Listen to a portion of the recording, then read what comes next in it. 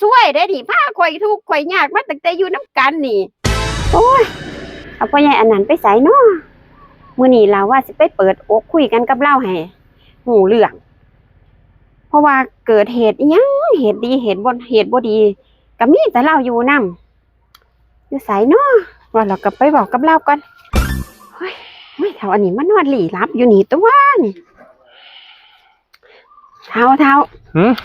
นิดเอียงเดียวนี่นอนเว้นแล้วเนาะ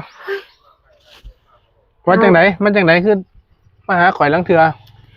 ข่อยก็นำหาเจ้าออมบ้านออมเฮือนแล้วเฒ่าข่อยแน่ซาดแล้วได้เฒ่ามื้อนี้เฒ่าตั้งแต่เฮาอยู่นำกันมานี่ทุกอย่างก็มีแต่เจ้าอยู่นำข่อยเฒ่า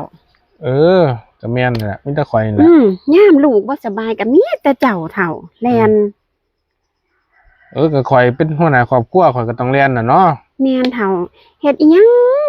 ลำบากส่ำใดก็มีเจ้าอยู่ทั้งข้างอีกเฒ่าสิบ่ข้างๆเมียสิไปอยู่ทางข้างไผตะซื้อเลขบ่ถูกก็มีเจ้าอยู่ทั้งข้างอีกแม่เฒ่า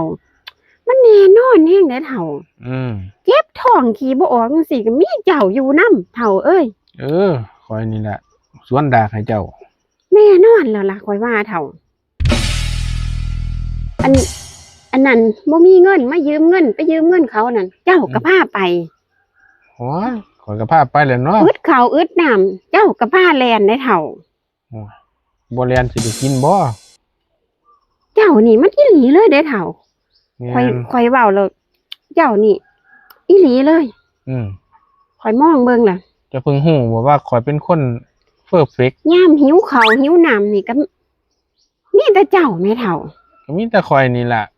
ข่อยก็หาเฮ็ดกับข้าวซอยลูกซอยเมียข่อยนี่มันสุดยอดอยู่แล้วล่ะข่อยนี่บ่ว่าสิเฮ็ดอิหยังมันบ่ได้บ่ดีก็มีเจ้าอยู่นำเฒ่าเอ้ยบัดยามอันตกทุกข์ได้ยากนี่อยู่นำกันมาตกทุกข์ได้ยากมาตลอดนี่ก็มีเจ้าอยู่นำแม่เฒ่าแม่นถูกต้องข่อยมองชัดแจ๋วเลยเฒ่าว่าเจ้านี่มันแม่นเหรอล่ะเฒ่าแม่นหยังเนาะโตสวยเฒ่าห่วยมันมาสวยแนวใดเจ้านี่มันโตสวยได้ดิพาข่อยทุกข์ข่อยยากมาตั้งแต่อยู่นำกันนี่อุ้ยข่อยมองเบิ่งแล้วมันโตสวยดอกนี่ยามทุกข์ยามยากบ่เคยมียามดีจักเทื่อพูดละว่าต้องมาหย่องเนาะมันแท้ๆมันมาด่ากูตัวนี้โอ้